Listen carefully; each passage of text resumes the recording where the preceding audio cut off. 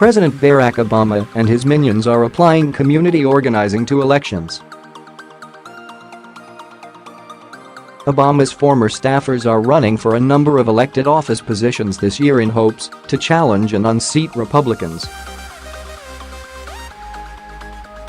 But the huge blue wave they originally predicted is now looking like more of a blue drip.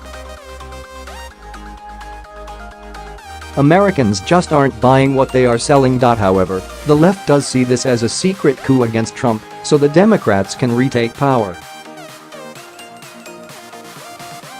Good luck. More are crawling out of the Marxist woodwork every day as deadlines approach for filing.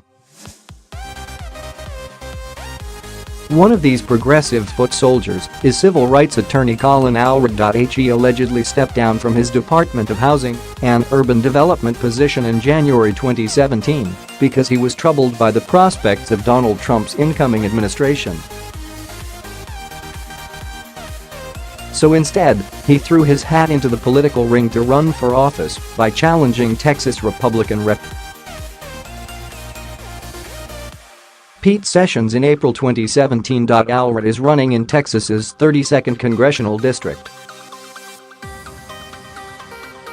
28 other Obama staffers are running for the House of Representatives. Several staffers are running for city council and others are running for governor, according to the Obama Alumni Association, a group run by former members of his two administrations.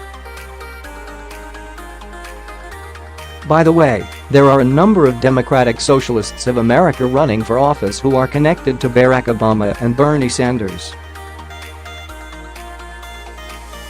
At least 17 are in political races across the country. A number of DSA comrades are running in Texas.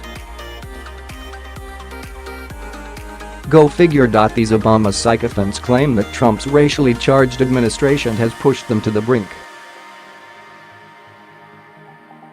That's just ridiculous, because Trump is demonstrably not a racist, unlike a number of Democrats I can think of. If they told the truth, it's because Trump is not socialist enough for their tastes. But I digress. Trending, vets speechless after what they caught Trump's Navy SEALs secretary doing at Memorial before sunrise. Others are having a conniption over Obamacare. Looking back on last year, it was the effort to take down the Affordable Care Act with no viable replacement, said Tom Malinowski, 52, the former Assistant Secretary of State for Democracy, Human Rights and Labor. Malinowski is now running for Congress in New Jersey's 7th Congressional District. Considering that New Jersey is rife with illegal Muslim immigrants as well as illegal immigrants in general, this guy fits right in.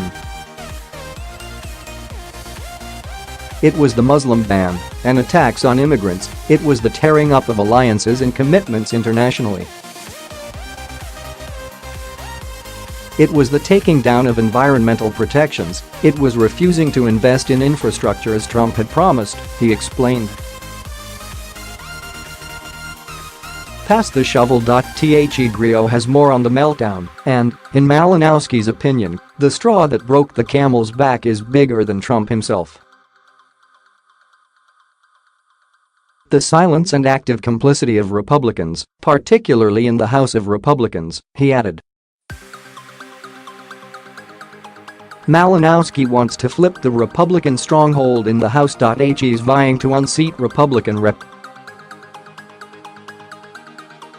Leonard Lance in the Democratic primary on June 5. Obama also left an indelible impression on alum Amer Campanaggiar. A lot of us Obama babies were inspired by the president's call to action when he retired, Campanaggiar said. Campanaggiar is now running as a candidate in California's 50th Congressional District, which will have its primary on June 5. The 29-year-old once served as a deputy regional field director for Southern California on Obama's 2012 campaign and later at the White House. I kind of inherited the enthusiasm that Obama created in my area in 2012 and 2008, he told NBC News. Camp Najjar is being billed as a young, handsome Latino Arab American. Camp Najjar, whose mother is Mexican American and whose father is Palestinian American, says he spent a lot of time speaking to Hispanic voters in his district to get them to the polls. Obama was smart about setting up an attempted coup. He went with young candidates that tended to be non-white or at the very least are progressive Democrats. This guy is one of the chosen to attain office. Camp Najjar has spoken and written about his childhood, which was spent in Gaza, Palestine and later in California. He says the prospect of a wall on the southern U.S. border is personal for him and his family. He also remembers the moment the Second Intifada broke out and what it felt to be stuck within walls. I bet he does. I wonder if he remembers persecuting innocent Jews. Back to Malinowski, who has won the endorsement of all 6 Democratic county organizations in the district.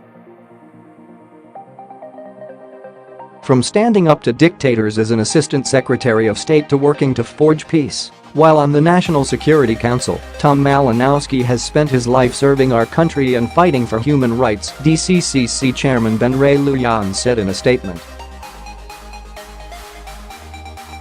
Tom's deep knowledge, unwavering principles and dedication to regular folks will make him an excellent congressman. No matter the challenge or obstacle, Tom gets the job done, and it's why he's built such a strong campaign. These are the kind of Marxists that Obama trained to carry on as he strives to stir up even more divisiveness currently among Americans.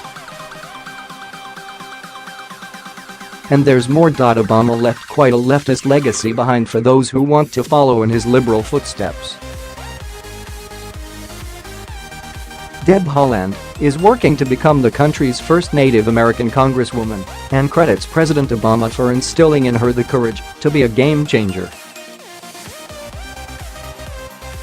I feel like if I hadn't worked for the president, I would never have had the courage or the wherewithal to run, she said.